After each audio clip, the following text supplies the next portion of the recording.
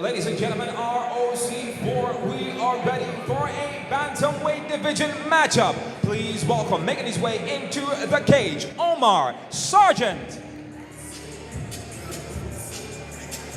If there is one ingredient that keeps you in the arts, it is passion, Dean. You come into a gym, you find your inner self, you find the understanding of the technical details of martial arts.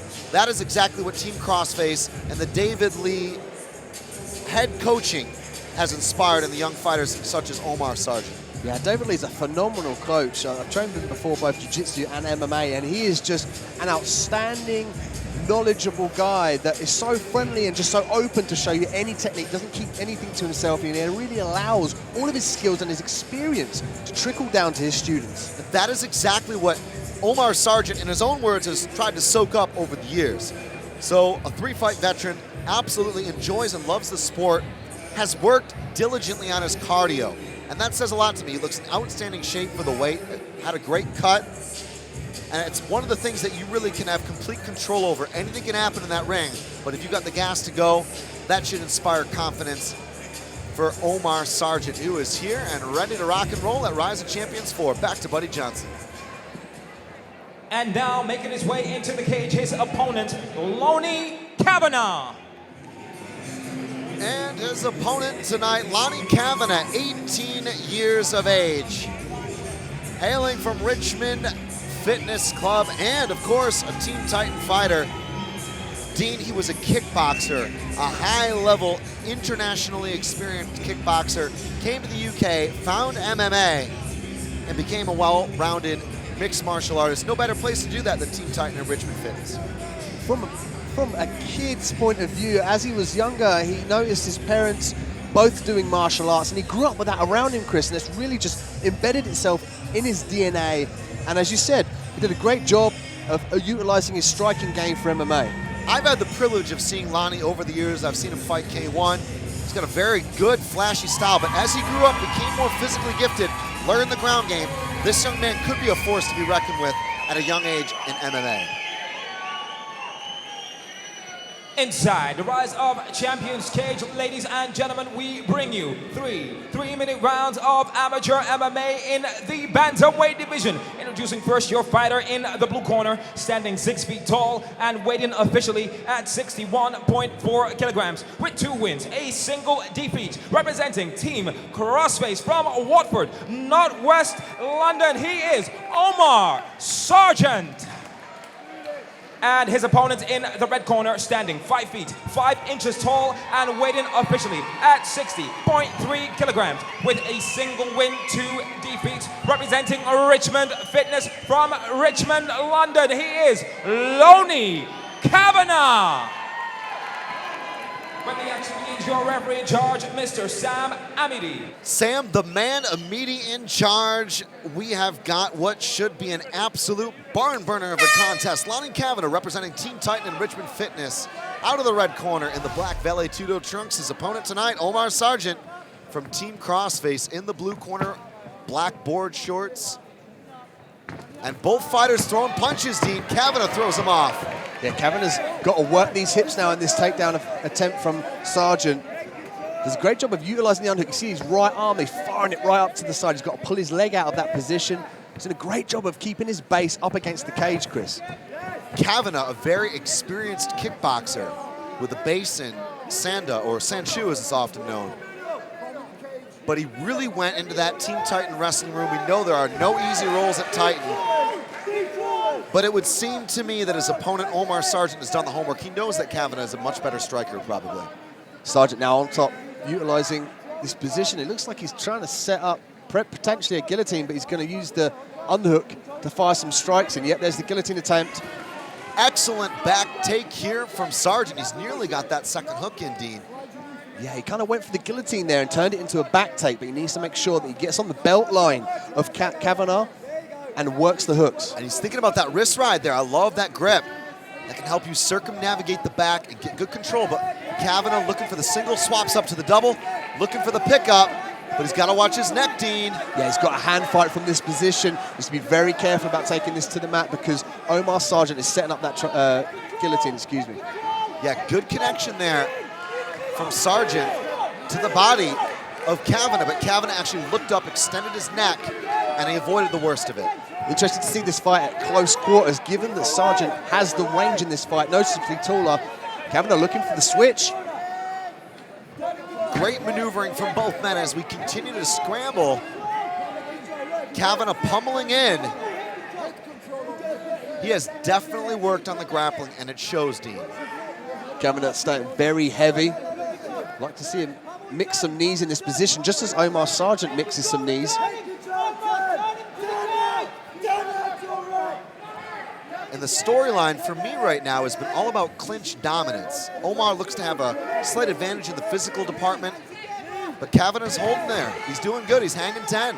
His takedown defense is paramount. I love the way he stuffs the head, Chris. He uses the strikes. He's going to try and get his left leg out of that position. Excellent agility here from Lonnie Kavanagh. OMAR Sargent's really got his work cut out here. He needs to mix in the strikes, punching in bunches. He can't just shoot like that so far out. Kavanagh's going to see that coming a mile off. He's got to disguise these takedown attempts. I love the footwork from Lonnie Kavanagh as well, always bouncing on the toes, in position to deliver strikes, and of course, utilize that footwork to defend the takedown. Chopping low kick there from Kavanagh.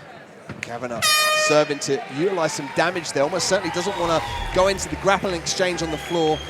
Excellent striker in his own right, but he's serving to really thunder away at those legs to stop the explosiveness of the takedowns, Chris. Round 2 here in London for Brad One Punch Pickett's Rise of Champions. Great to be with you folks. Chris Hoekstra on the call alongside Dean Minhat for the ride. The proceedings roll on in London. Kavanagh doing a great job of changing the levels, gets the underhooks beautifully, sprawls. He's got to be careful of the sweep here from Omar. Omar did a great job of actually connecting the inside of his feet to catch that sweep. But Kavanagh is certainly a speedy, athletic guy. Inside trip there for Omar. Omar was diligent with that takedown, but he didn't just focus on that one technique. He looked for the openings and ultimately stepped that leg through for the trip. Now finds himself on top, looking to pass the guard, Chris. Yeah, it's that old saying, isn't it, in mixed martial arts? Be like water. I think there was somebody famous who might have uttered those words, Dean. Find the path of least resistance. Bruce Lee still echoing here, years on. And we're seeing this being like water, feel from Sargent. He's on top, he's riding, using the whizzer. See if he said, oh, beautiful switch there from Kavanagh. Lonnie Kavanagh, at times, looks to be overwhelmed in the clinch, but then you see him just absolutely big brother Sargent out of these exchanges. It's very impressive. Kavanagh again with those leg kicks. He's just serving to rack up the points with the damage onto the thighs there of OMAR Sargent. Kavanagh again continues to punish the legs of Sargent. Kavanagh looks like he wants to stand up here. He's going to get it. Now Sargent's got to throw punches in bunches, use his long, lean punches, and then drop down for that takedown. Side kick attempt there from Omar. It's good that he's switching up the techniques, Chris. I like to see more teeps, more head kick attempts. And just as I said that, Kavanagh going for the head kick. And blocked by Sargent. Kavanagh actually threw that head kick up and then pulled it slightly, and he saw it wasn't going to land. Rather than get it caught, much more wise to retract it back to base position. Yeah, knowing that Omar wants to take this fight to the ground, you've got to be careful about throwing leg kicks and leaving them out there. You've got to bring them straight back. You can see Kavanagh thinking about that spin. He's got some very, very flashy techniques, but I think it would behoove him to kick with intelligence here in these exchanges, Dean. Again, going for the right hand is Kavanagh. But Omar relentless with the takedowns. I love the way he clasps his hands and he's going to suck the legs away from the cage of Kavanagh. Kavanagh doing what he can to try and get back up to his feet.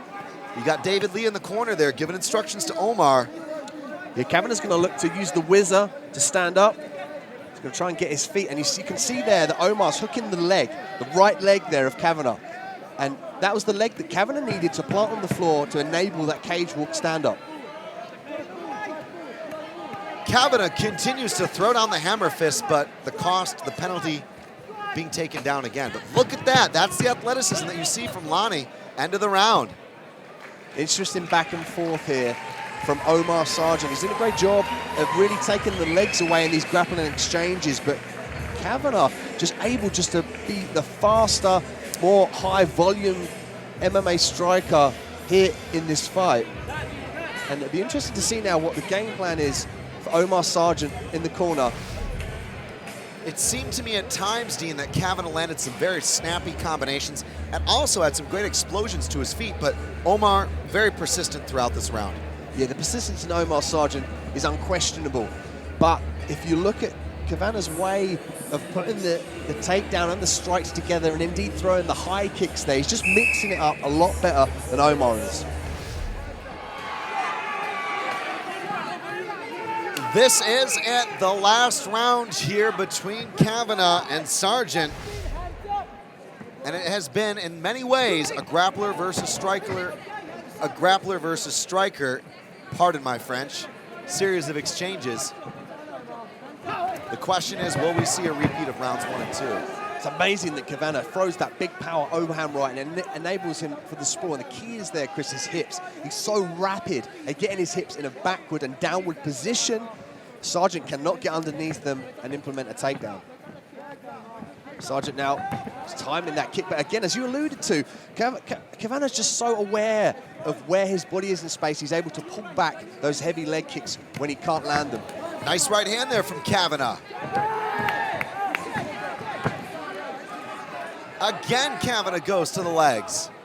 KAVANNAH again firing away at those legs. Doesn't want any of the ground game from OMAR Sargent. Omar's got a really dangerous triangle from the guard position. KAVANNAH says he wants it standing. OMAR Sargent not so happy to oblige. KAVANNAH now walking him down, circling off nicely. Nice parry there of the teep attempt there from OMAR Sargent. Fast right hand there from KAVANNAH. Beautiful stuff with the 100%er. I cannot believe when he turns it on, Dean, when he really puts the pedal to the metal, how fast this kid is in the transitions. He's super fast at getting that underhook, and that ultimately stopped the takedown from Sargent. Just so quick to reset. It's the footwork here you see from KAVANNAH. He's on the outside, turning back kick attempt. That was the spinning stuff that we knew that he had in the books. He had it in the bag, but he's had to be very selective about when and where to throw these things. There's the teep again from OMAR Sargent. I'd like to see him go up to the head, Chris. Use the teep to initiate the head kick. And Omar can afford to throw these more aesthetically pleasing strikes because, as you can see, that KAVANNAH wants no entrance into the guard game of Sargent.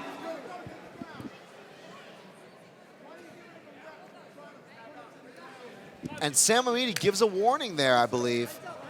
Was it for timidness, Dean? Potentially could be the guard pulling, yeah. I mean, Omar needs to press the action, but he wants a ground game fight. He wants to be able to get this fight to the ground. But he just needs to implement, there we go, implement those underhooks. And look, there we go, he's going to pull guard here. He's got to think about underhooking one of the legs, Chris, to break the posture. And KAVANNAH slams him down. You know, ego takes over, doesn't it, Dean, when you have the position to big brother your man. He's got to be careful, though, because Omar's got a tricky ground game, but KAVANNAH should be able to ride out the bell here. Seconds to go in London, and that is it.